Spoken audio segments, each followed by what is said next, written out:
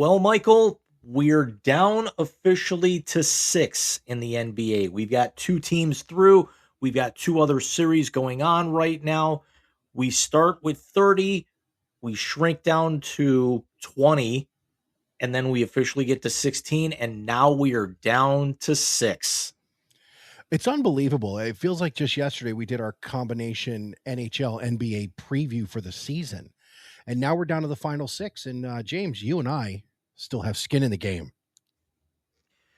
We do, and it's become very, very hilarious fodder with one of our favorite online creators with the skits that are going back and forth. I have to tell you, um, I did not watch game five. Let's start with the Cavaliers and the Pistons because that's the one that we've been paying closest attention to. I did not watch game five. Full disclosure, the Mets have started the youth movement, and I've been watching that because they were god awful before. But having said that, I was putting Bobby to bed, and playoff games I get too into, so I kind of have to tone it down when I'm putting the kid to sleep. I watched the highlight reel of it. Good God, could they have turned the ball over more in the first fucking half, dude? Good Lord. The Pistons had 27 points off turnovers in the entire game five against Cleveland. They had 20 of them in the first half. 20. Yeah. And the sheer fact that the Cavs came back and won that game tells me two things. One, this is a team that all season, because like you said, it's the most underwhelming 50-win team we've ever seen. That tells me two things. And here's the first one. This team never hit stride until after the All-Star break. Well, that's right around the time they got Max Strus back. Exactly. And two, if this team had been at full complement all year and then traded for James Harden, they were the number one seed for the second consecutive year. Nah, I don't know about that. You were still 10 games behind Detroit. You're 10 games behind Detroit, but there were 7 or 8 games that if you had, if you had your full complement and were playing with any kind of rhythm, there are 7 or 8 games right there they would have won. You and I both know that. We've talked about it. We're like, how did they lose that game? They had this kind of point lead, or they were only down 2 at this point in time. I think this is a 60 to 65 win team. Had they had a full complement like they do now, this is really the first year since the Donovan Mitchell era started. They went into a playoff series fully healthy. And yeah, they lost game 1, and they lost the first 2 and then won the 2 in Cleveland. I think the first road win of the year in the playoffs was the dagger. I think they go into Cleveland tomorrow night and they just smack that team around and get a date at MSG with the Knicks to play for the Eastern Conference. You know what?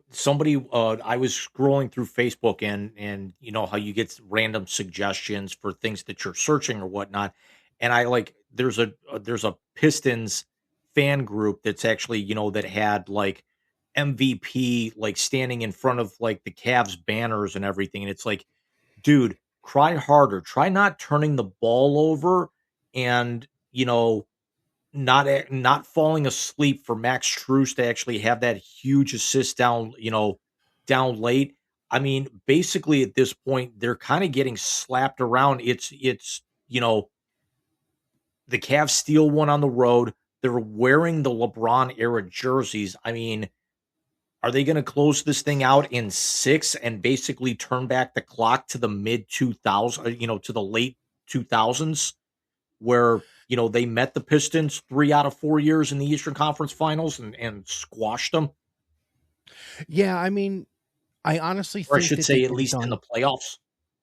Yeah, you're thinking of the 48 special when he won, what was the last 25 or 38, the last 25 of 24 of 25 or 25 of 26 points the team scored. Yep. LeBron scored in that game 5. I'm going to throw a name at you that you're going to roll your eyes over. You know where I watched that game? Where'd you watch it? You remember the name Chubby Fresh? Stop it. He was moving in and we were helping him move. We got roped into it, and we all know that now he is a gigantic MAGA supporter, racist, whatever you want to call it. or anything, and I'm not saying anything, out of the ordinary, and I actually became everybody's best friend with how well I analyzed that game. Well, I can tell you this: I like Sam Merrill to be the next Booby Gibson. I think that's a pretty easy one there because Sam Merrill thinks he can just pull up from anywhere all of a sudden. Right. Um, Jim, I think this team is primed to win this series tomorrow, get a couple of days off, and go in against a Knicks team that we talked about it this morning is going to be cold from the layoff.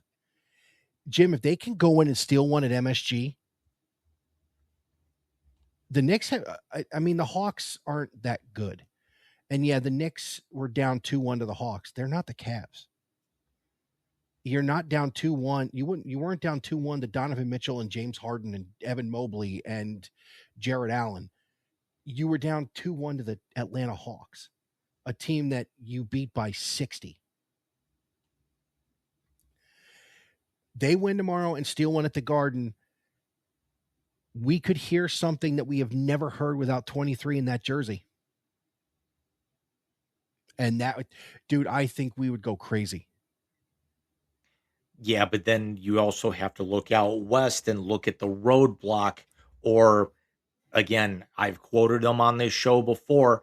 I will quote Metallica, the light at the end of your tunnel is just a freight train coming your way.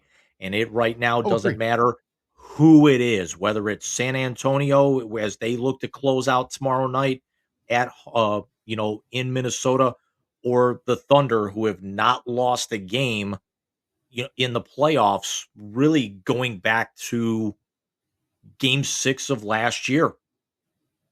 Yeah, and any team coming out of the East is going to have a hell of a hill to climb, whether it's San Antonio or OKC that gets to the finals. Um, I think it is going to sound like I'm settling for something, but hear me out. I think if either team out of the Eastern Conference gets to the finals and gives either one of those teams a series, you can't call it a failure for those two teams. You can't, because no one had the Absolutely. Cavs or the Knicks coming out of the Eastern Conference. Well, everyone had either the Cavs or the Knicks coming out of the Eastern Conference. Nobody had Detroit being a 60-win team. Nobody had Boston getting back to the finals without a healthy Jason Tatum coming off that Achilles. Everyone said it was either going to be the Cavs or the Knicks because they were the ones that stood pat and really were primed to take the next step with the big hitters in the East gone. Cade Cunningham took the next step. Tyrese Halliburton was out for the full year. Jason Tatum was out for the full year. There was nobody else that was really going to challenge. Everybody thought it could have been Orlando that maybe took the next step, and Orlando got hit with the injury bug with the Wagner boys most of the season. Banchero wasn't himself as he was a couple of years ago. You know, it, Atlanta dumps a whole bunch of salary and still gets a top 6 seed. And oh, yeah, they've actually got a whole bunch of draft picks coming back their way the next couple of years. So how good is Atlanta going to be in the next couple of years in the East? But Oh, they're going to be great. everybody thought it was going to be Oklahoma City. You could have talked about the Lakers. The Rockets took a step back. People thought that the Spurs were going to contend. Nobody thought the Spurs were going to be this good. We thought that Minnesota had a chance. They still do. They've got an uphill battle here. I think Minnesota could definitely give Oklahoma City a series if they win out the next two here. Very, very high hill to climb at that point. No pun intended with Wemby.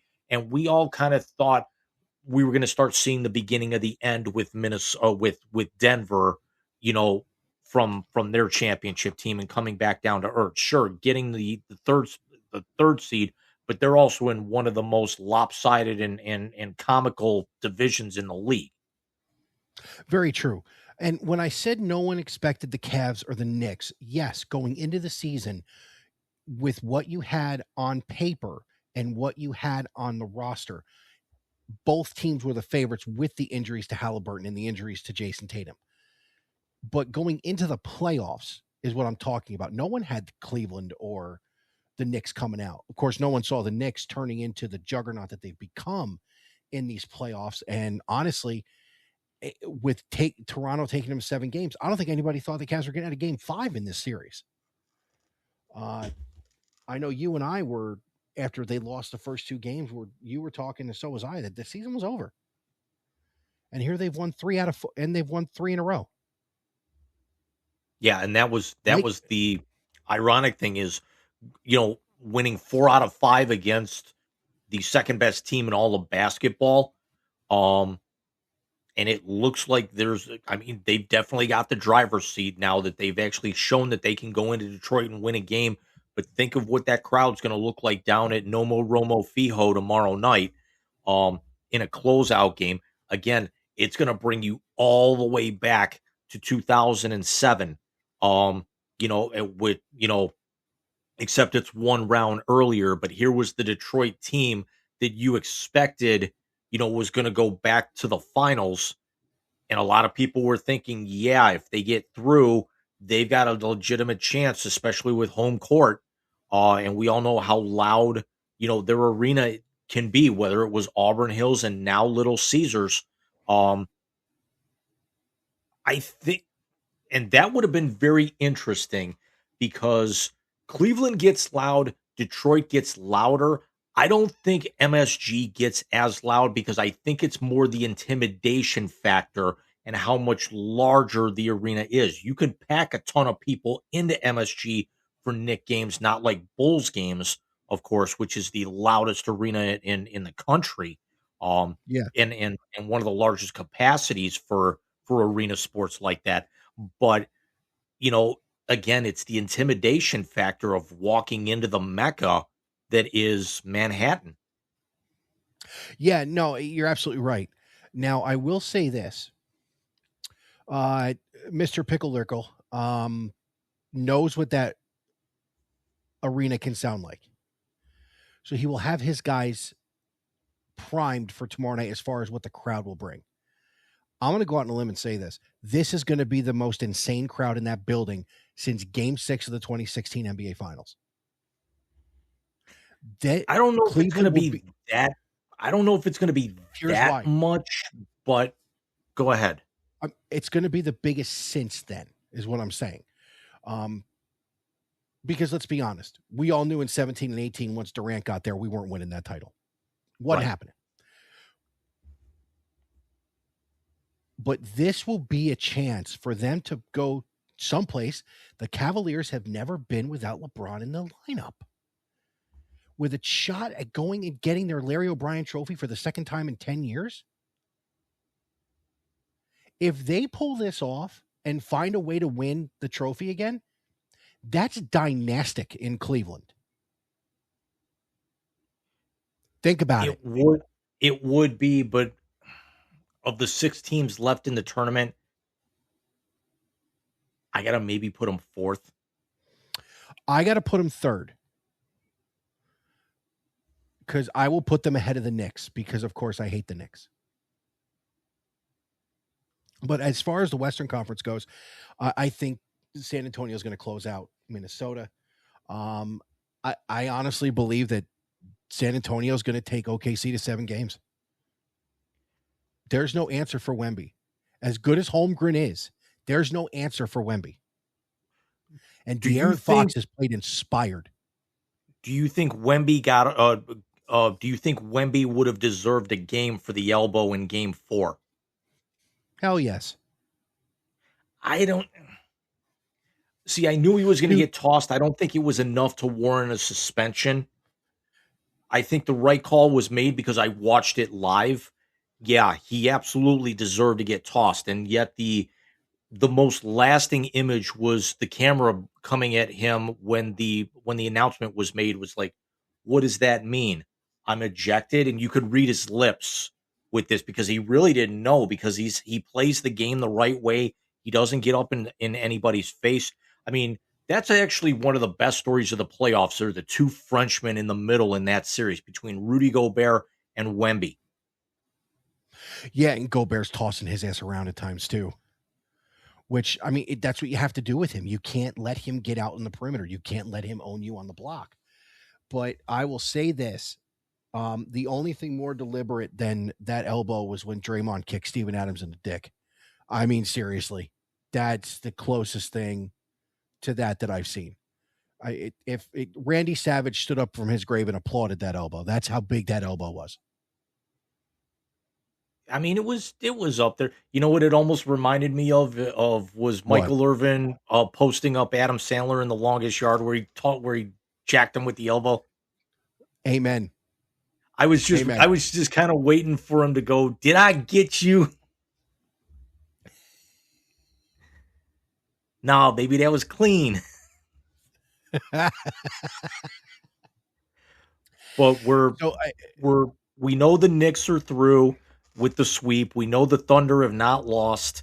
We're gonna, by the time this goes to air on Saturday morning, we we're either gonna have at least one, if not two, game sevens, or our Final Four is gonna be set.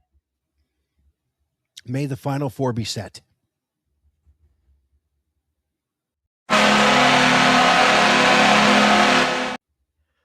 Well, Mike, we said we had six left in the NBA. We've also only got six left in the NHL. It could be five after tonight. The Avalanche dispatched the Wild in five last night, in with an overtime winner. Nobody really saw that series going as short as it did. Um, Colorado was 8-1 in these playoffs. The Carolina Hurricanes are also through in the East, and they're awaiting the winner of Buffalo and Montreal. And the Hurricanes made history, Michael. I don't know if you heard about this. Since the NHL expanded to best of seven in the first round back in 1987, the Hurricanes became the first team ever to sweep the first two rounds of the playoffs. I did not hear that. And not to be going from NBA to NHL, we talked about OKC hasn't lost yet. I didn't realize we never had an NHL team go through the first two rounds like that. That's impressive. Now, we've actually had it before. It's happened five times before where a team has won their first eight, but that was also dating back to when it was best of five in the first round, best of seven from there on out. So you actually have Carolina, who's got best of seven sweep in the first round, best of seven sweep in the second round, and now waiting on their opponent. Whereas before, you would have a team sweep the first round, sweep the second round, and already be up 1-0 in their conference final. So we've seen that before. But Carolina, with this Montreal and Buffalo series, as Montreal just took a 3-2 series lead, dominating Buffalo in their house 6-3 tonight in a game that the Sabres led 3-1 after the first 12 minutes, and Montreal just went on a tear. Um, we've got Vegas looking to close out Anaheim tonight. In Anaheim, leading that series 3-2. Game six with Buffalo and Montreal is going to be on Saturday night.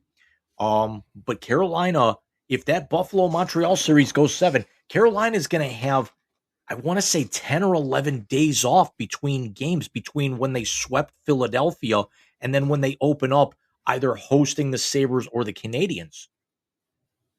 Yeah, and the thing is, we did our quote unquote production meeting this morning. Um, I had mentioned to you, it always seems to me that in a lot of these team sports, when a team has a lot of time off, they lose some of that synergy, they lose some of that momentum. My least favorite example of it, but the one that pops to mind, is the 2015 New York Mets beating Chicago the way they did, and then Kansas City and Toronto go 6 games. The Mets pitching and hitting goes into the World Series flat. Do you worry about that with Florida, or are they just on a different, or Carolina, excuse me, or are they just on a different level right now? I don't really think so with Carolina because Carolina, remember, had 113 points in the regular season, which was second only to the President's Trophy winning Colorado Avalanche, who had 121. And Carolina pulled away late to take the top spot from Buffalo. Carolina won their division by 25 points. The next closest team was Jesus. Pittsburgh at 98. Carolina had 53 regular wins in the regular season, 39 of those in regulation, which was second again to Colorado. And their goal differential was a plus 56, which was also which was like top 5 in the league. So I don't think this is gonna really matter to them either way because, I don't know if Montreal has got the firepower to keep up, and I think Buffalo's still playing with house money. So now Buffalo's gotta win 2 straight to be able to see their miracle season keep going, and I think the Bell Center is gonna be rocking, and, unfortunately, I think my boys are going home on Saturday night, um, in game 6, although they actually did go in there and stun Montreal back in game 4. But that was a 3-2 game, and for Carolina to come out and post, 5 goals, you know, basically from the start of the second period into about the second minute of the third. It was 3-3 after the first period because Montreal just went on an absolute tear. Um, but I think the inevitable is going to happen is that we're going to get that Colorado Carolina final here. It's just all a matter of what bodies are they going to leave in their wake. I don't see Carolina sweeping whoever they get through, but I still see Carolina moving on regardless. I agree with you. I think Carolina can get it done. I just wondered, is it going to take them a game to jumpstart because of the time off? Uh, which, unfortunately, if that happens, you've got home ice, but you're down 0-1, where you've got to win all the rest of your games at home, or you just rattle off 4 in a row at that point in time. Just be done with it, a gentleman's sweep.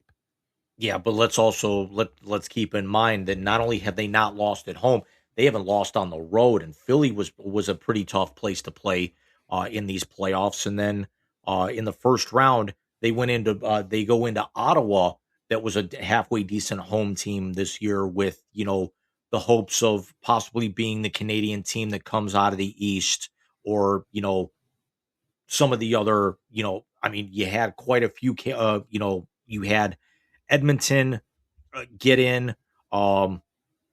Well, really, you only had Montreal, Edmonton, and Ottawa get through, and Montreal looks to be the best shot for Canada, which actually now that's where everyone in Canada is pulling for because they're the only ones left, and right now they've got the in to be able to advance at this point. Um, Although there's a lot of people who were actually, there was a lot of Canadian fans that were pulling for Buffalo, in that series when Buffalo took game 1, that they didn't really, care. So whoever gets through, you're going to have all of Canada pulling for the winner of that series at this point. But speaking of Edmonton, we had some breaking news earlier today that it was announced that the Oilers fired head coach Chris Knobloch after 3 years, including the 2 years prior to this being in the Stanley Cup Finals, and the Oilers are now looking for their 10th head coach in 15 years. That's a Cleveland Browns number. Mike, there's a list of about 5 or 6 things that could be why the Edmonton Oilers did not win the Stanley Cup Finals the couple of years, against back-to-back years against the Florida Panthers. Chris Knobloch wasn't even in the top 10 for what the problem was. No, he wasn't. And this to me is a knee-jerk, scared move. Look, let's be honest. They still have the best player in the game. They For still now, have the best duo in the game. because For now. remember, C. McD is actually a free agent after next season. Exactly. So they think by stirring the pot, they can bring somebody in and possibly win a cup next year and get C. McD to stay. I don't think they have to do all that to get him to stay. This is a guy who gets it. Free agencies, though, I get that. Having said all that, this does seem like a very Browns move to me. You had a coach who got you to the Stanley Cup Finals 2 years in a row. You ran into the champ.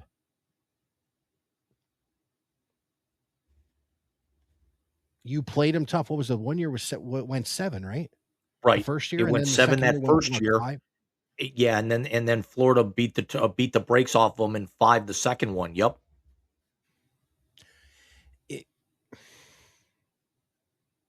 I mean, as an owner, you do what you need to do. It's your money, but this seems to me like a reach. Here's the irony here. We go from, a team that was on the verge of the cup to one of the worst teams in the league this past season, who's, everybody's darlings, and that's the Toronto Maple Leafs, who fired their GM and head coach Craig Berube within the last week. Berube was axed, I want to say back on Monday or Tuesday. And now Yeah. they've got a big decision looming is because Austin Matthews is rumored to be getting moved, or certainly try to see what the Leafs can actually get. Do they actually want to sign him long term and try to build what's going on there? Do they move him and try to completely rebuild? Where's Austin Matthews going to go as arguably the second best player in the league? So the two best players in the league right now have no head coach or general manager to be able to try and build. Edmonton is certainly on the come down. Toronto right now has got nowhere to come but up. But again, it's the curse of the Leafs. They still haven't. I mean, next year is going to be 60 years since their last cup. Yeah, it's again, they had this great year last year where people honestly thought they were going to get the cup or at least get a shot at it, and then felt what they fell apart in the second round last year. Toronto, yeah, Yeah, and now this year they're back to being Toronto. yeah. Or, It, you know, the lovable losers, except the problem is you can't win anything. that no one loves them. I mean, remember, they I did push Florida to 7 games last year, but then shit the bed in game 7 and lost 6-1. I do remember that. Now I will say this: Toronto, it may have been time for a change. Edmonton, I don't know what the hell they're doing. I mean, it's not their fault that they put McDrysaddle together and they don't have much of a supporting cast because a couple of big pieces of theirs, were traded away or left in free agency. I'm not going to toot the horn of my Blues, but one of the big names that they lost was Philip Broberg, who just signed a 5-year extension with the Blues earlier this week. He's definitely part of their core rebuild.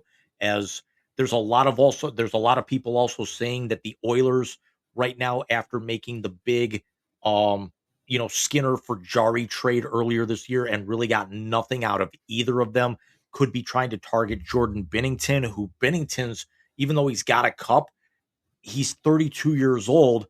The Blues haven't made the playoffs in the last 2 years. And sure, Binnington backstopped Team Canada to a silver medal and lost in overtime, back in Sochi a few months ago. But is he really the answer that you're looking for? It's kind of like an NFL team finding a quarterback to go with a coach. If you don't find a goaltender to go with a coach in the NHL, you're not going to be that successful. If we've learned anything out of out of watching playoff hockey, if you don't have a guy who at any point in time can just stand on his head, you're not getting through. And that's the thing that these teams that we're talking about have not been able to do for several years is put a goaltender on the ice that can do that. I think they got to start there. Hire the GM, find the goalie, and then hire the coach. That's a good point. I kind of like where your head's at with that. A couple of more, three more quick points before we get out for this segment. What's more? Who do you think's going to be able to benefit from advancing more? Colorado getting through, having not nearly as much rest, and because I think the NHL is still going to actually not schedule this properly. That if Vegas wins tonight, who's to say that they don't start like game one of the Western Conference Finals like on Monday, and Buffalo and Montreal are still playing their series, or Carolina with the 10-game layoff, knowing that their opponent's going to beat the living hell out of each other.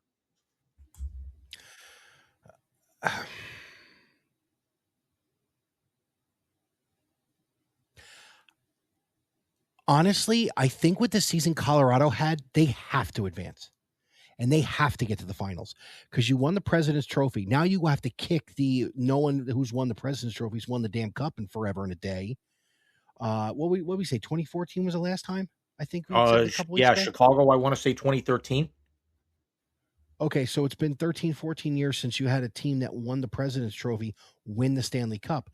I mean, trying to win the cup's enough pressure to begin with. You add that on top of that, I mean, hockey players are anything but superstitious. I mean, they're a little stitious, but Um, Point number 2 with what we talked about yesterday, it became official. Matthew Schaefer wins the Calder Trophy as Rookie of the Year, in dominating fashion. No surprise there whatsoever. The Islanders definitely have something very, very special, with Matthew Schaefer. Who's to say that next year he doesn't maybe challenge Zach Werenski and Cale Makar for a Norris Trophy? Um, he'll definitely his name's definitely going to be in the running in the next couple of years, and I really like where things are headed there, on Long Island. I know Maxwell Jacob Freeman's going to be enjoying that. And then the PWHL announced over the course of the last 72 hours that the league is not expanding to 10, Mike. They're going to 12 for next year. So not only are we getting the official names and logos of the Seattle and Vancouver franchises that started this season, but we're also now we added Detroit back on Monday, and then yesterday they announced that there's going to be a team in Las Vegas, and they're also going to Hamilton, Ontario, to the old Cops Coliseum, and there's still a 12th team that they have not announced yet. Some people were saying it could be Chicago. I don't think the ink is dry yet. I personally would like to see them end up in a market, maybe somewhere towards the middle of the country. So this way you don't, you've got a true Western Conference at this point. Um, you know, Outside of your original six that were basically east of west of the Mississippi, uh, Ottawa, Boston, Minnesota, New York, um, Montreal, and uh, why is it eluding me? But Detroit, now you've actually got. I'm sorry. it was Detroit, right? Well, Detroit just got added. Pulling up my website here. So yeah, Boston, Minnesota, Montreal, New York, Ottawa, and Toronto. How could I forget Toronto? Toronto. That Go get basically could be Toronto. your Eastern Conference. And now you've got Detroit, Hamilton. You would probably put in the East and maybe take Minnesota and shove them into the West. But Yeah. you got Detroit, Vancouver, Seattle, um, Las Vegas, and then whoever the 12th team's going to be. Mike, I would like to actually see them maybe go Indianapolis, maybe go Kansas City, Houston, Denver. Definitely make it a Western, and because if you think about it right now, you've got three teams on the far West Coast and you've got nothing in the middle. I think they go Denver. If the Avalanche win the cup, they go Denver. Well, I think what I'm hearing, they could be making an announcement as early as tomorrow, because what they've actually been doing with these announcements is they've been actually having brass with the city and also with the PWHL offices making the announcements in person. So if they Okay. make the announcement 2 days ago, if they have one rep in Hamilton and one rep in Vegas to make those announcements, you got to figure something's going to be maybe tomorrow, could be next week, but I believe they're targeting by the end of the month to have it official, because now you're going to have your player pool expand out, you know, upwards of 130, 140 additional players. You're going to have the better part of now well over 250 players in this league, which, you know, is really the truest form of professional hockey in this country, taking the note from the WNBA that's actually now expanding out three teams here by the end of the decade, Cleveland included. We saw Toronto debut, um, but I really like where this is going. They've already announced the colors, but I do like what the PWHL does is that they kind of put the generic jerseys and the colors, and then they come out with the identity the following, the off season, the team's first official off season after their inaugural year. So we'll get the name and the logo for for Seattle and Vancouver this summer, and then next year we'll get the 4 new teams. I hope one ends up in Cleveland. It would definitely be nice. Let's see where they are in a few years. Let's see if somebody wants to relocate.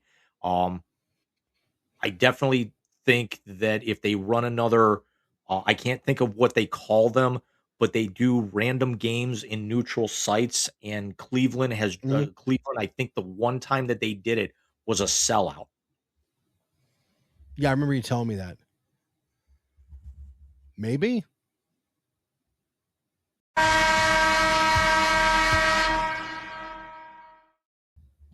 So, James, we've spent the first two segments talking about the pro games of basketball and hockey.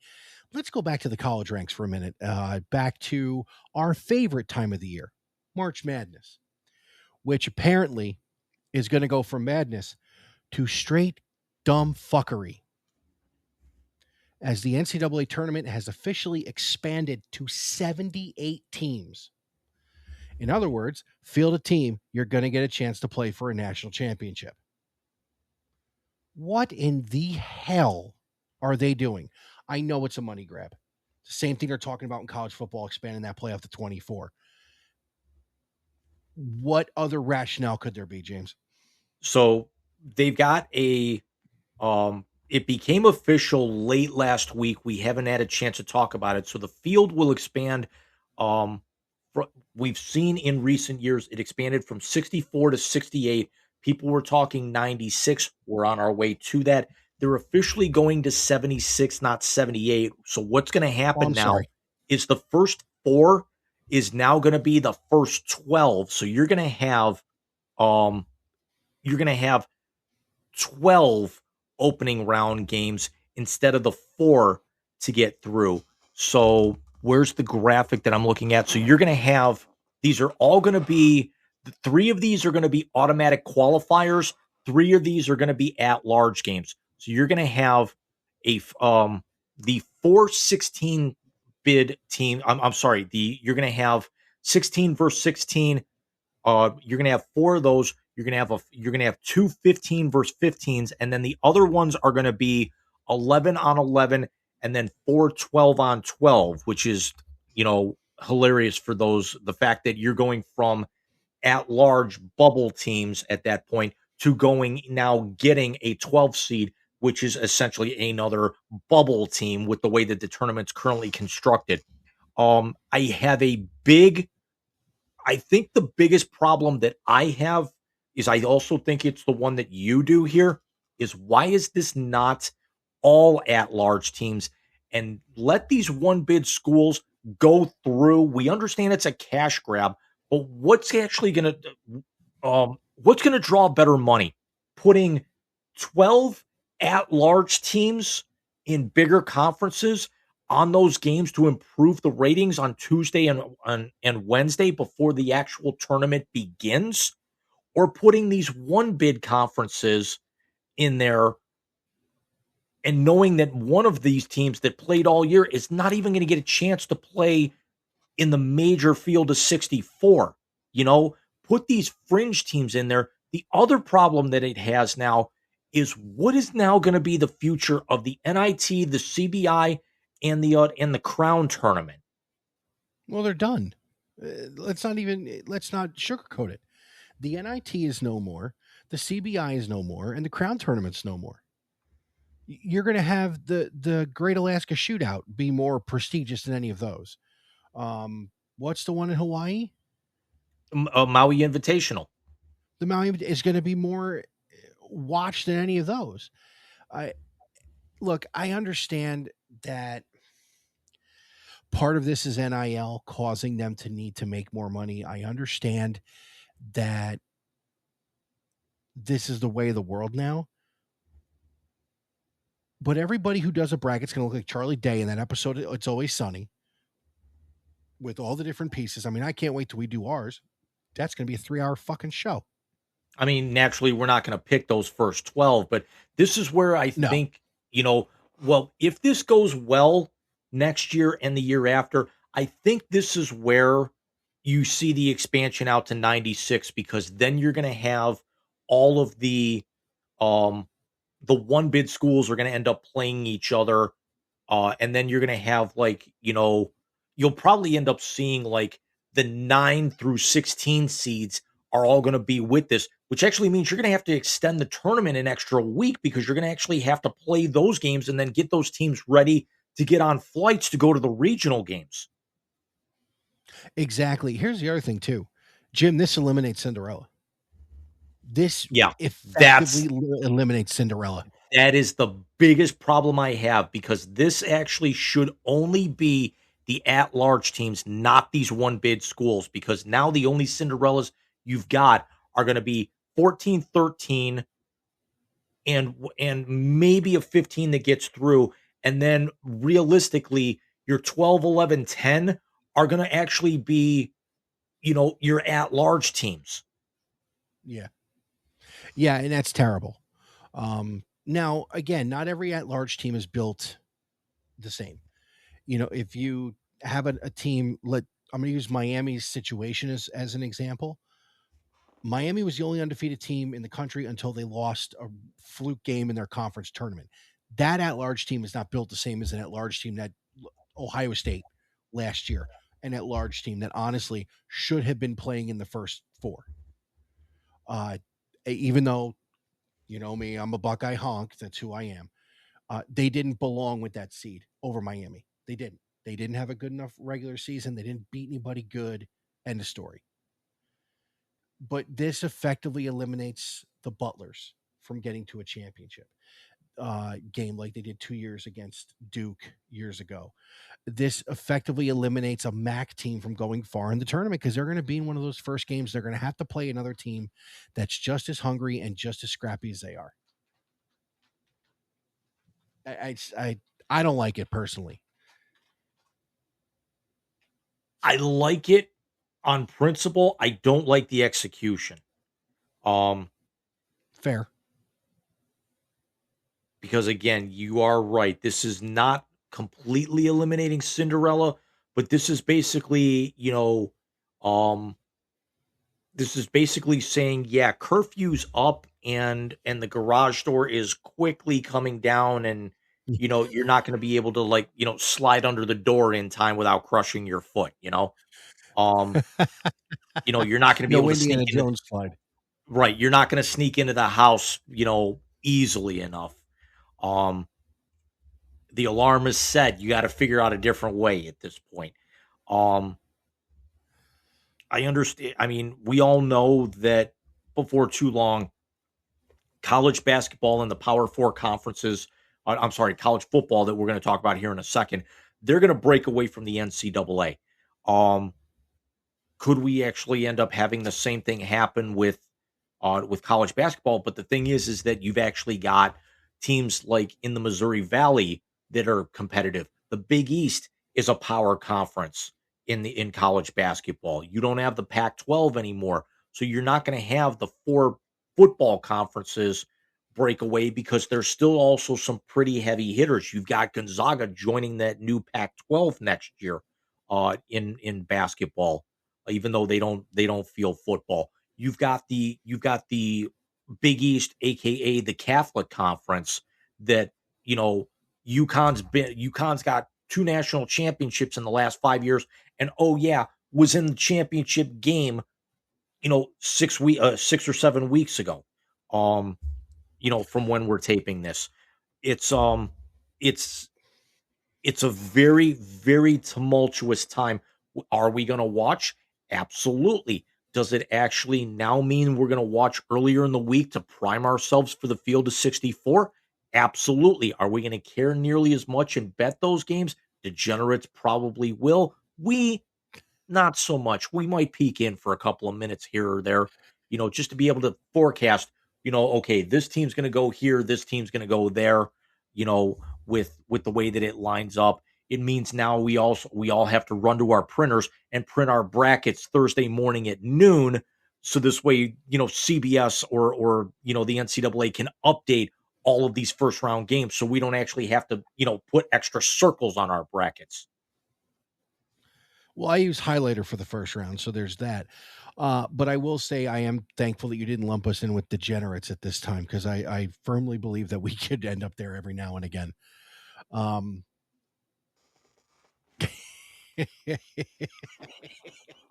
Oh, wrong degenerate. oh, my bad. My bad. It's yeah, I'm also thinking, like, if you watch Smosh, I'm thinking, like, Smosh Summer Games last year, the detention degenerates, so Oh, you didn't know? Um, do it. Do it. I don't have that one. Remember, that sound's That's been okay. busted for months, and I'm gonna figure out why by the time we come back from our month-end hiatus. Jesus. But Jim, the tournament, I mean, the they can't break away from the NCAA. They can't. There's too much into it in college basketball. Um, I firmly believe that if the and here's the other thing too, you have to remember college football's national championship is not governed by the NCAA. It is the It's governed by the only yeah, playoff and committee. at the 1 AA level, it is the only one of every single college sport that is not that the trophy is not handed out by the NCAA at any level. Yeah, it's not. And it's so them breaking away could happen. The basketball, it will not. I don't think we'll ever see that in our lifetime. And if we do it, because it'll be because something catastrophic happened with the NCAA and their handling of this event. Um, which handling things is a perfect segue into the next portion of this once you're done. The the final point I'm going to make on this before we shift. Could we see if they go to 96 that they eliminate the conference tournaments? I don't think you have a choice. It's an Which extra. You re- need the extra week. which realistically, what's the point of those right now? I mean, seeding, I mean, Well, at it's least for the major tournaments, the one bid schools, they always do theirs early. We're talking like the ACC, the Big East, the MAC, the Big 10, the Big 12 that always have their tournaments end the Friday, Saturday, and Sunday going into selection Sunday. let me ask you this. You're asking what the point of those tournaments is. Does Kemba Walker become a household name without the Big East tournament? Correct. Yeah, I mean, I definitely see your point, and it was kind of like I can't remember who it was. Was it Miami a few years ago that was on the bubble, got in and ran to the Final Four as like a 7 seed or a 10 seed or something? I'd have to go Yeah, back and look and at that my all started because they brackets. had a good showing. Yeah, and that all started because they had a good showing in the ACC tournament. Yeah, and then also remember Florida Atlantic getting to the Final Four as a 9 the year in the bubble. Um, and that's where I'm trying to remember the coach. Maybe it might have been Todd Golden, who's now at Florida, who got them there, and that's actually that run got him the Florida job. Um, Yeah. Again, if I'm thinking of that correctly, um, I think your one bid schools you're going to have to. I think your larger school, your larger conferences, you're going to have to do away with them or do a much more abbreviated version of them.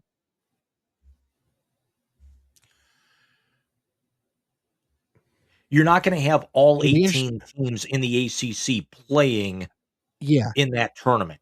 that's what I was going to say. But that'll be an interesting to see how each conference deals with it. Um, I think if you're going to keep the conference tournaments, you got to push the season back. You've got to not let these teams play the Little Sisters of the Poor, or what was it? Somebody played. There was some random school. Oh, the Wisconsin Green Bays cannot be on Alabama's schedule if you're going to do this. You can't play. I tell you what, though, if you do this, The Maui Invitational is gone because you've got to get into conference play early in order Well, to the get the Maui conference tournament. Invita well, the Maui Invitational really isn't so much a tournament as it is kind of like an in-season, round robin type thing. I mean, it kind of sort of is, but it's so early in the year that like they've invited Cleveland State into one of those tournaments, before. It's Yeah, basically a payday. It's not so much exhibition, it counts, but realistically in the grand scheme of things, they're going out there for the trip, the exposure. They know that they're not going to be able to match up against like an Oklahoma, a Duke, a UCLA, a Texas Tech, anybody like that. But at least it gives the smaller schools, the early season out of conference exposure against those big schools. And it also allows them to kind of get out of the crappy weather that they're experiencing that early in the season. no, I'm not disagreeing with you, but the point is you're going to have to get into conference play faster. So those kind of things are going to have to go. They're going to end up shortening the college basketball season But now to do we the tournaments turn this our way.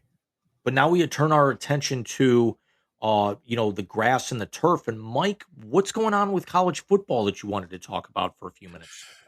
So what's going on with college football? It's based on what's going on in the country and politics right now. Of course, we have seen some things turn with Supreme Court rulings. We've seen different states are really getting rid of representation of minorities in elected office and trying to redistrict out of it. And there have been a lot of people on social media, some sports personalities who have come out and basically advocated for minority players to boycott the SEC. Ryan Clark is a big proponent of this. I have run across 5 or 6 different people on TikTok. One is a gentleman who was born and raised in Alabama and moved to New York City for his profession, has a family there, and is still a diehard Tide fan. And he is of the opinion that if this is how they want to do things, players that are minorities should not be going to these schools. So the point I'm going to ask you about and what you think of this is I'm not asking if you think they should or they shouldn't. What kind of hell do you think would be unleashed if they stopped? I kind of brought it up to you this morning is that you're going to see. Okay, let me kind of think about this another way, and then I'll kind of get to my point that I made with you this morning. Um, Yeah. w- what weighs more on these kids' minds is playing for a school that they can get the exposure, or playing for a school for basically to kind of make a statement, or also realize that they're going to have to be thought of in society outside of their their sport. Like for example, if you got a five-star recruit whose options are Alabama after all of this is redone, or UCLA, or better example, maybe USC, in a place where he doesn't have to worry about, you know, being anything other than himself, with the way that, they embrace, minorities out on the West Coast. Um, the more freedoms, even though the cost of living is much higher. What's he going to want to do? Is he going to want to go play for Alabama for the prestige, or is he actually going to forego that, possibly also hurting maybe his career, and try to make a name for himself at a school where he doesn't have to kind of look over his shoulder all the time every time he walks off campus? Yeah, and that's the whole thing about it because it's going to turn into a shit show. Now, I will say this. We have seen some of this start to turn in favor of the northern schools anyway, especially with the inception of the NIL. Jim, as much as I adore it and as much as I love college football, we are in agreement that I think NIL has done some things it shouldn't have done. One thing it did do was level the playing field. Listen, Coach Orgeron said it very plainly. NIL means I can bring the money in the front door. And it's no coincidence that the northern schools have won the last 3 national titles since NIL became a thing. Think about it. NIL became a thing 4 years ago. The last 3 national champions, Michigan, Ohio State, Indiana. 3 of the biggest schools with the biggest alumni networks in the world. Never mind the country, in the fucking world. When you're bringing people to school and now NIL is on everybody's mind, where are they going to choose to go?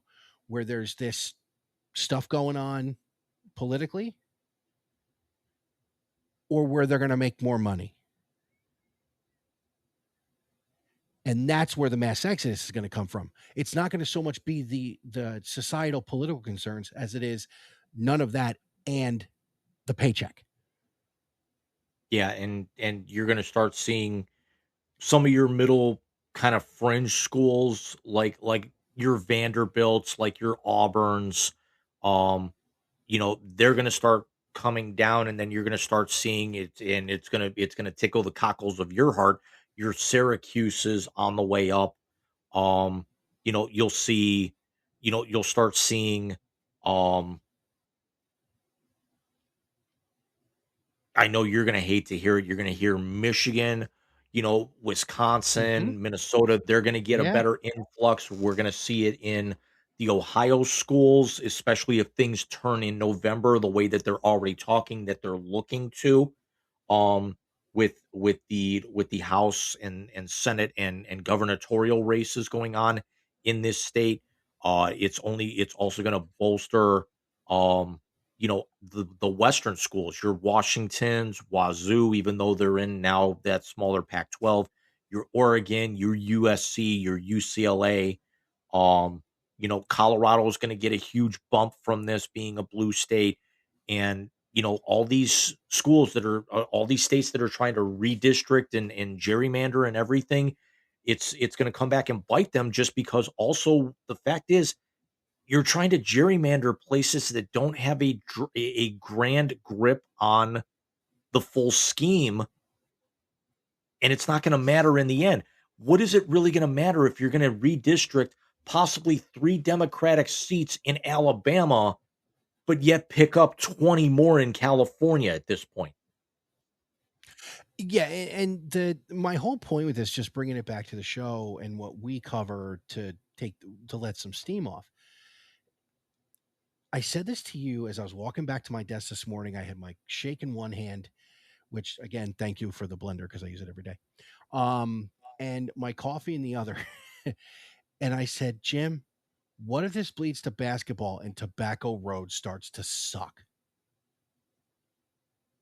This is this could Here is what this could do. If and this is if people decide to be activists. I'm not calling for that. I'm merely saying, hey, look at what the possibilities are.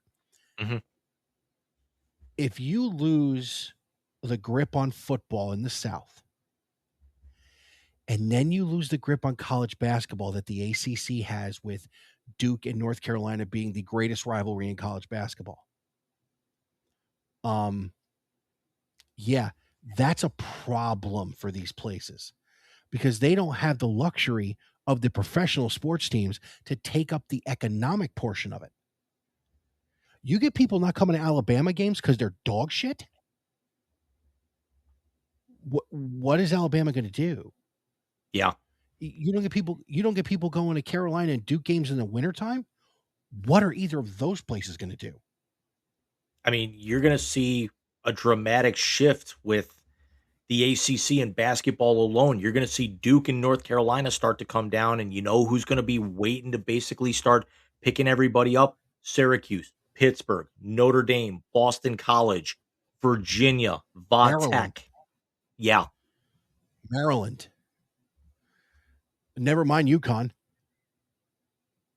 I mean, if you also Did think Dan about it, Hurley some of these kids?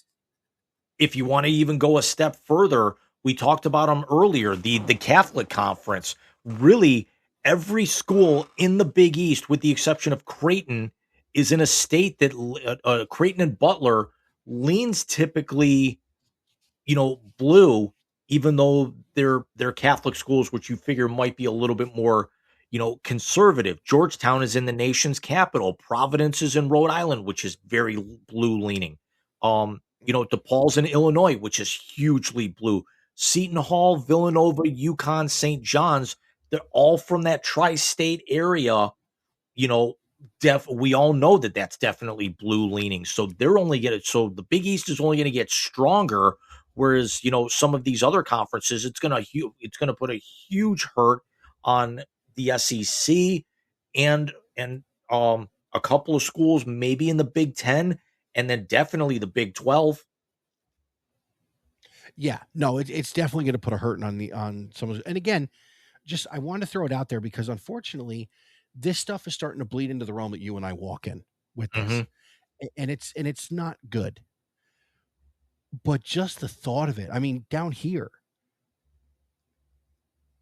that in the state I live in, you have the team with the second best record in all baseball. You have a team that wasn't supposed to get to the playoffs in the NBA that got there and had a decent showing for a few games. And you have an NFL team that's rebuilding. None of it compares to what these people do when the fall hits and the Bulldogs are playing. Could It's not Econ agree more. 101 at that point in time. It's Econ 101 at that point in time. Would you shut up and just push the button already? No, God! No, God, please, no! No! No! No! It's the YZ Translator on the Wise Guys Sports Show. I'm forever unclean. Yes, ladies and gentlemen, it is the YZ Translator. It is the best segment of the night because it is the last segment of the night. It is a time when James and I give each other names inside or outside of the sports world. And the first thing that pops into our brains is what we tell you out there in the land of the internet. James, last week we had one of our funnier moments with the translator when you called me a dirty motherfucker because I gave you Framber Valdez, who, by the way, lost to the Mets the other night, in the translator when you were going to give him to me. So I hope I didn't get you here. I really do. I kind of went out of left field here with I've got a couple of names down, so I've got backup plans tonight. Okay, so I'm going out of the baseline with this one. And your name in tonight's YZ Translator is the head coach of the Detroit Pistons, JP Picklesucker.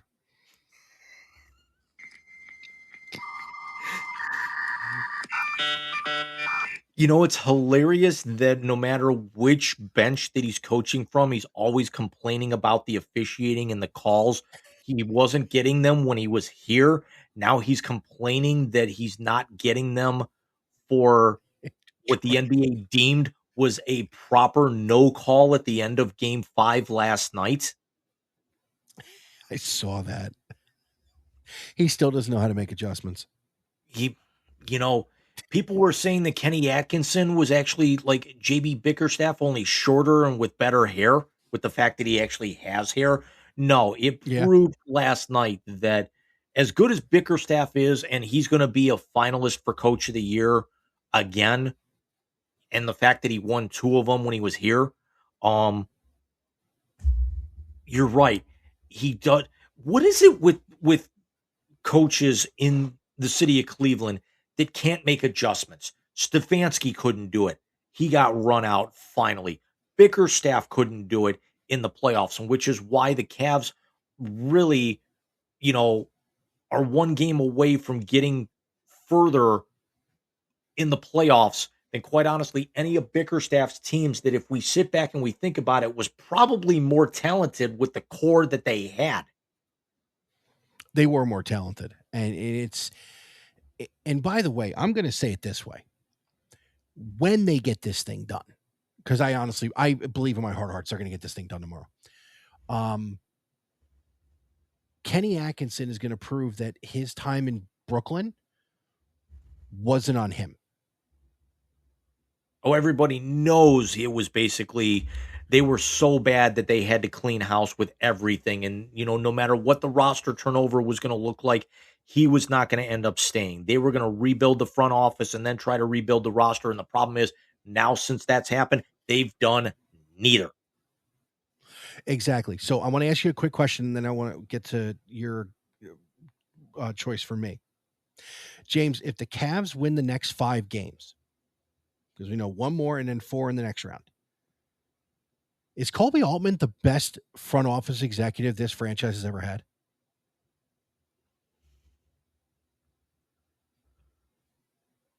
You have to really sit back and think about this because he wasn't, I don't know, I don't think he was running the show when the championship came through, was he? No, that was David Griffin, but he was Griff's right-hand man. Right. But But I'm more thinking of from the moment LeBron said he was going to the Lakers 8 years ago to now. Is this, and Kobe was the GM his final year because Altman's the one who redid that roster in 2018 that got us Larry Nance Jr. and Jordan Clarkson and those guys that helped them get to that finals. So he put together the roster that got them to the finals in 2018 up until now when he's the president of basketball operations and that other guy is the GM. Mike Gansey. Jim, is this the best run of an executive in Cleveland basketball history? You'd have to say for the success that they have now, yes, but you might have been a lot younger and don't really remember this nearly the way that I do. Wayne Embry was a damn good I was going to say GM. Wayne Embry. Wayne Embry was the only other name I could think of, and he helped put him and Lenny Wilkins put those teams together with the Price and Doherty and Elo and Larry Nance Sr. and those boys. And Hot Rod and, yeah. And Hot Rod, yeah. So, and by the way, I forgot Kevin Johnson was drafted by the Cavaliers. Yep, you saw the clip. Yep, about Mark Price. I did. But I just marvel at the fact that we are sitting here talking about the Cleveland Cavaliers with a chance to go to the Eastern Conference Finals for the first time since 2018, but the first time in franchise history without him.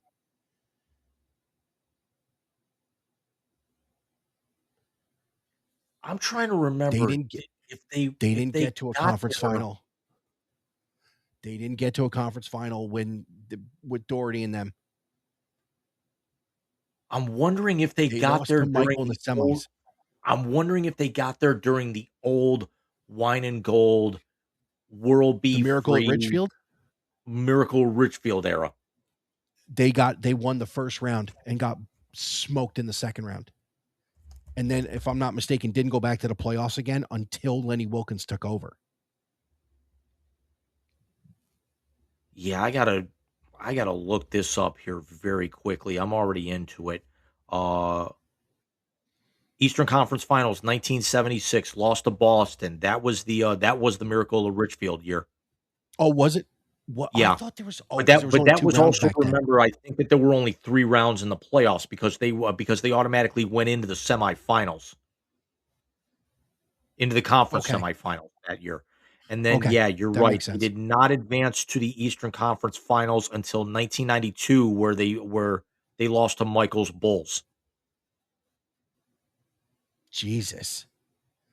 So it's 76, 92, and then all the years with LeBron, and possibly after tomorrow. Yep. Good God. So, Michael, your name in the YZ translator, I'm going to actually feed right into your wheelhouse tonight with baseball, which we have not talked about, and we're going to get back to here once the playoffs die down a little bit. Hell of a player. He is in one of the worst slumps we've ever seen right now. It is the high-priced talent. Forget about him because he's only high-priced right now. The currently 0 for 27 Corey Seager.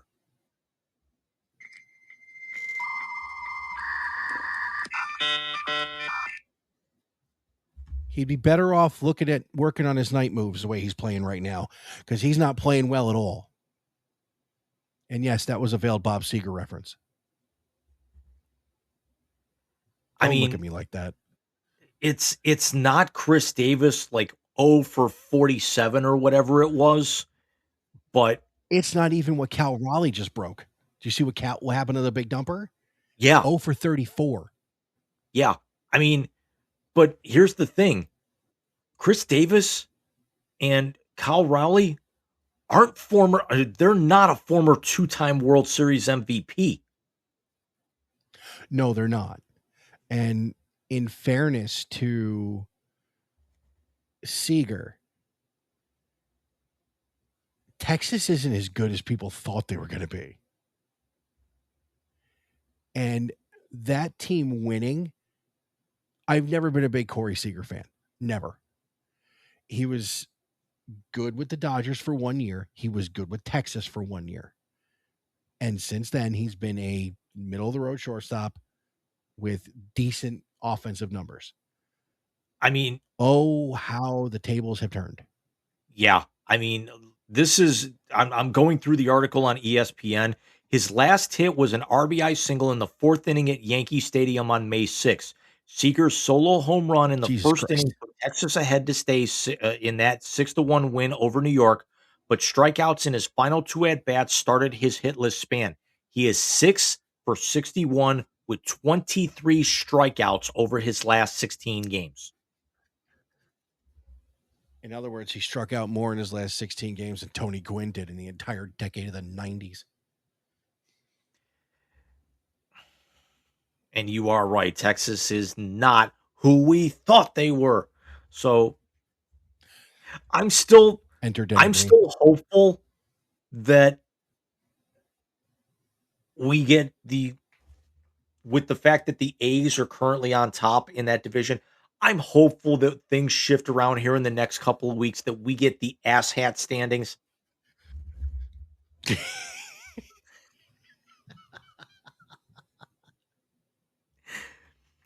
Michael, speaking of asshats, James, I got one bonus name here for you. Oh, yay. You brought it up to me earlier. I finally saw what you were talking about. We're going to shout him out here. Cleveland legend, the one, the only, Pants Pantsley.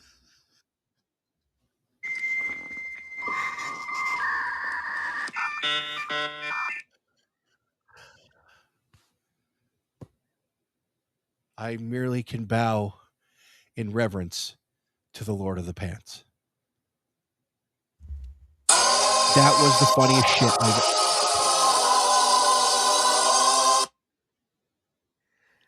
First of all, let's start with the mural, which is amazing.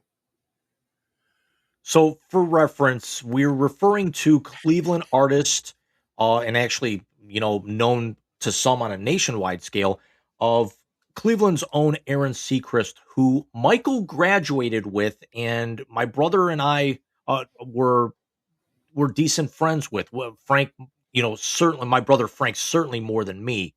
For a number of years, and I've got my 30-year anniversary, my 30-year high school graduation anniversary coming up here in the middle of July. And Mike, yours is going to be next year. And Aaron Seacrest has actually done, he's done work for comics. He's put together mock-ups of when the Indians were looking to change their logo. He drew up a mock-up of the Browns changing their name to the Buzzards when they were coming back, saying that they need to shed the Browns likeness and start everything fresh. He has since created a mural, and Michael, if you'd like to explain this briefly. So the mural is dedicated to one of the greatest moments in Indian/Guardians history of the last 10 to 15 years. And it is, of course, the knocking out of, what the hell was his name? Tim Anderson. Tim Anderson by Jose Ramirez. It is so well done. It is amazing artwork. But that was only the beginning, because the line he used at the end of the interview was amazing, because he said Jose Ramirez took a bigger pay cut than I ever would to stay in this town. Are you kidding me, dude? The mural is in Lakewood, Ohio, which is a very popular kind of bar and hangout area in the greater Cleveland area. It is painted on the outside wall of the Easy Out Sports Bar, um, and we will try to actually put information up here in the video, so this way you guys can see it. But definitely go check out our old friend. You can find him at OK Pants, OKPANTS on Instagram. Definitely show the Lord of the Pants, the you know Pants Pantsley, the former Dreadlock Dynamo, the Hardcore Hebrew, all the other names I'm trying to think Forgot of when we about used to that. backyard wrestle. So, I um, forgot about the hardcore Hebrew. yep, definitely go take a look, go show him some love, and it is definitely a sight to behold. The mural is fantastic. It really is. It really is. And I am not artistically inclined outside of my music ventures in the past. This dude is something else, man. And go to his No. bar too. Old 86, yeah, absolutely. Absolutely. It's gonna be hilarious. I think we'll actually put that up the next time we got Alex on, because it's one of our artists knocking out a player from his White Sox that we can't put them in He was Azerbaijan because shenanigans. they're actually competitive this year. Yeah, Murakami's a lot better than we thought. Well, you know what? I think we should save that part of the conversation for the special event we have next Friday. Okay. Can we not do that right now? Michael, What? go ahead. Next Friday night, September, May 22nd, the Wise Guys hit 150. And it will be a live show, 9 p.m. on the Wise Guys YouTube channel. We will have so far the Sporting Sith, the Hall of Famer, will be with us that night as James and I bring you episode 150 of this passion project of ours that all started, speaking of high school, with a reunion, with an episode simply titled High School Reunion, and is now grown into something that we look forward to each and every single week we do this. We're trying to get Alex. He has been, between work and everything else, running around like a chicken with his head cut off. So if we can get the Horsemen together, it'll be a lot of fun. We will get to baseball. If Alex is there, we'll have to get to the Pope too. I mean, it And has to happen. this will probably be like an off season, um, free for all, because Michael, why do I get the feeling I'm going to be the one taking the brunt of the shots that night? Why? Because Asshole. your birthday's coming up. We're gonna fuck Shut with you? up. Yeah, that's what's gonna happen.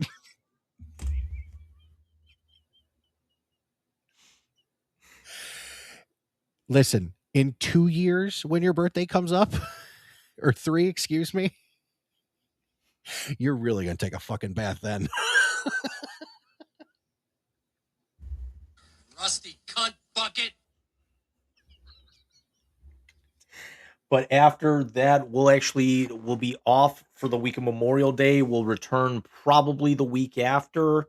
Let's actually see how my mouth feels after my oral surgery or procedure at that Yeah. point. But episode 151 is going to look a lot different from what you guys are seeing now. Michael? More changes coming. My technical director here, who is a genius on his computer, has decided that we need some new stuff. We are going to have some new layouts. We are going to even have a new way to introduce the show. So keep in tune to the Wise Guys YouTube channel as we bring you new things every 6 months. We're changing shit. It's, the intro that we've got has worked us well. We'll still actually keep it in our back pocket for where we need. We hinted that we were going to be making a change after we put the draft intro together. We enjoyed it too much. I very much enjoyed making it. It kind of sucks of putting in like 3 hours of work for like, a 45-second clip, when that draft intro comes together, but it takes me all of about maybe 30 seconds to update the intro every week, is what you guys are seeing now. Mike and I have loved that song that's being played on it. We're gonna still keep um, the Abbey Noise song in our back pocket. That'll still come out. There's a possibility we're actually the one that we're using for this show right now that could actually end up being our live show intro. For all we know, we're gonna figure something out. We're gonna, the show's not gonna look as dark on your screens anymore. We'll leave it at that now for some of the things that we've got planned. We're going to see some graphic upticks. I've got a new computer coming here within the course of the next couple of weeks that's really going to open me up to be able to edit a lot more.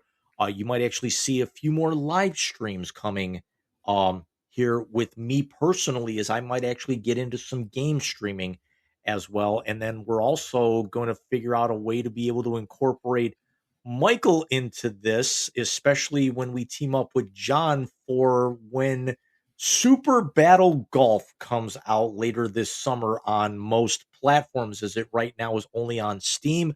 Let me just put it to you this way. Think of Fortnite with golf and rocket launchers. I call the bazooka on hole number 1, please. Fine. I get the nuclear. I get the atomic bomb on the green. I'm okay with that. And John will just be running people over with carts. We'll see you guys next week. See you next Friday.